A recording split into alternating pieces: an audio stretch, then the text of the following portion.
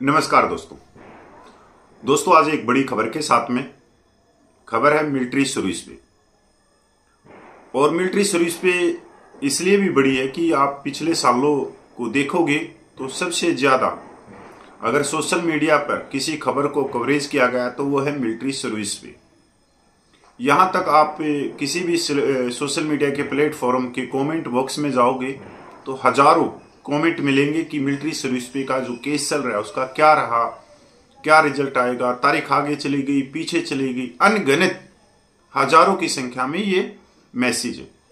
इसके अलावा देश भर के पूर्व सैनिकों में से किसी न किसी भाई का मेरे पास में आए दिन फोन आता है और उसके जो पर्सन होते हैं वो इस प्रकार होते हैं कि सर मिलिट्री सर्विस पे का क्या रहा, ये मिलेगी नहीं मिलेगी, कोर्ट कब फैसला करेगा, सरकार क्या कर रही है, सरकार का दबाव तो नहीं है, ये है फलाना है धक्कड़। और व्हाट्सएप यूनिवर्सिटी में तो आपने पता ही है वो तो बहुत ज्यादा मिलिट्री सर्विस पे के मैसेजों से भरी रहती। दोस्तों मैं आज एक सच्चाई आप लोगों के सामने लेके आया हूं जिससे आपके जो सवाल हैं जो उठ रहे हैं उन पे विराम लगेगा। और विराम इसलिए लगेगा क्योंकि आपने पिछले घटनाक्रम के बारे में नहीं पता। अब जो प्रेजेंट में जो मिलिट्री सर्विस पे का जो केस चल रहा है वो पिछले 8-9 साल से चल रहा है। एक संस्था ने 2016 में 2 संस्थाओं से भी ये केस करवा गया, देश के 2 अलग हाई कोर्टों के अंदर, और एक केस उसने खुद ने किया। अब जो 2 हाई कोर्ट के जो फैसले हैं उनका जहां तक पता है मेरे को, वो दोनों ही मिलिट्री सर्विस पे के केस को खारिज कर दिए गए थे, दोनों ही। अब जो तीसरा मिलिट्री सर्विस पे का केस चल रहा है वो भी चल रहा है। एक चीज तो आपको, एक पर्सन का तो आपको जवाब मिल गया होगा कि मिलिट्री सर्विस पे का केस पहले न्यायपालिका में जा चुका है और वहां से जो रिजल्ट आया कि जवानों ने जो मिलिट्री सर्विस पे 15,500 की मांग की उसको खारिज कर दिया। एक सवाल का तो जवाब आपको मिल गया। अब जो प्रेजेंट में जो केस चल रहा है उसमें भी पता चल रहा है कि उन 2 हाई कोर्ट के जजमेंट लगाए गए, 2 हाई कोर्ट के जजमेंट लगाए गए। इसके अंदर आप देखोगे कि सबका सैनिक संघर्ष कमेटी, क्योंकि मिलिट्री सर्विस पे 6 पे कमीशन में आई और 6 पे कमीशन 2008 में लागू हुआ और उस समय जवानों की 2,000, ऑफिसर की 5200 रुपये थी, 6,000 रुपये, और 4200 के करीब एमएनएस की थी। अब उस समय से ही सबका कमेटी इस केस को, इस मांग को, इस समानता की, न्याय की आवाज को वो लोकतांत्रिक माध्यम से संघर्ष कर रही। अनगिनत उसने आंदोलन करे हैं, अनगिनत बार रेल रोकी है, अनगिनत बार वो जंतर मंतर पे पहुंच के वहां पे धरना प्रदर्शन किया है, 2 बड़ी बड़ी भूख हड़तालें की हैं और पिछले 1 साल से जंतर मंतर पे इसी मांग को लेके बैठी हुई थी। आप पे थोड़ा सा दिमाग लगा के ये भी सोचने का जीनत उठाओ कि अगर कोर्ट केस से ही काम चल जाता तो सबका सैनिक संघर्ष कमेटी इतने सालों से संघर्ष क्यों कर रही? Question mark. वो भी इन केसों को ले जाके आप लोगों से चंदा इकट्ठा करके वो कोर्ट में जा सकती थी। यहां पर मैं साफ शब्दों में कहना चाहता हूं कि कुछ हमारे जो पूर्व सैनिक भाई हैं, मैं उनको बेवकूफ नहीं कहूंगा, मैं उनको बहुत समझदार कहूंगा। समझदार इसलिए मैं कहूंगा कि उन्होंने आने के बाद में कोई सिक्योरिटी एजेंसी की नौकरी नहीं की 15-20 हजार रुपये की, नहीं। उन्होंने एक फिल्म दिखाई पूर्व सैनिकों को समानता की, पे पेंशन अलाउंस की, कि आपकी इतनी बढ़ जाएगी, इतना अलाउंस आ जाएगा, और एक तरह से दुकानदारी चलाई गई। और आप यकीन नहीं मानोगे, पिछले 10-12 साल, मैं तो 9 साल से देख रहा हूं, पर मैं 10-12 साल से अगर इनका हिसाब लगाया जाए तो पूरे देश भर से करोड़ों रुपये में चंदा लिया गया, उगाही करी गई। और जो चंदा देने वाले जो पूर्व सैनिक थे वो इस न्याय की इंतजार में भगवान को भी प्यारे हो गए।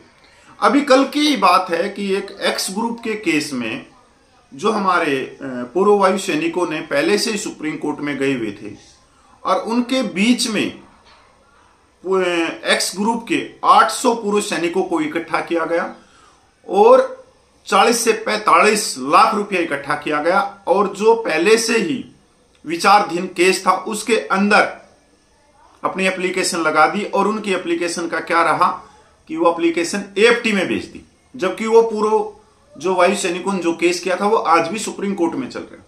जबकि पहले से जो केस चल रहा है उसके अंदर किसी तीसरे पक्ष को जाने की कोई जरूरत नहीं थी, क्योंकि वो भी तो न्याय मांग रहे हैं, वो भी तो पूरे देश भर के एक्स ग्रुप के लिए मांग रहे हैं। ऐसा ही कुछ अब ऑनरेडी नायब सूबेदार के सर्कुलर नंबर 631 में हुआ है। जैसे ही एएफटी से फैसला आया वैसे ही ये भाई एक्टिव हो गए, बहुत तेज तरह एक्टिव हो गए और आप लोगों तक मैसेज पहुंचाने लगे कि हमारे से जो ऑनरेडी नायब सूबेदारों संपर्क करो, हम इनको पेंशन में जो 3000 कम मिल रहे हैं जो 2006 से पहले वालों को, हम उनकी 3000 बढ़वाएंगे प्लस 3 लाख का एरियर दिलाएंगे। ये वो सच्चाई। मैं वापिस टॉपिक पे वापिस आता हूं कि मिलिट्री सर्विस पे की यही कहानी है। अब विचाराधीन है केस और आने वाले समय में हो सकता है कि ये बहस पे आ ही चुका है ये केस, अब तो फैसला सुनाने के ऊपर है। पर मैं आप लोगों को इतना कहना चाहता हूं कि जो सरकार सैनिकों की, सिपाही से हवलदार की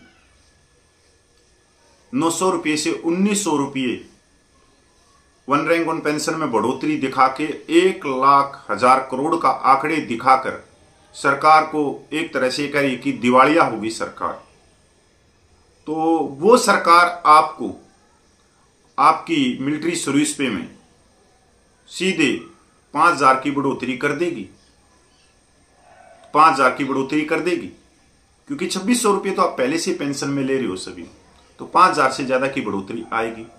ये तो वो 34 लाख पूर्व सैनिक हैं जिनकी 5,000 की बढ़ोतरी होगी। अब उनकी भी सोचो जिनकी बढ़ोतरी कम से कम तीनों सेनाओं को मिला के 16-17 लाख के करीब हो जाते हैं, उनकी सीधी बढ़ोतरी 10,000 से ज्यादा की।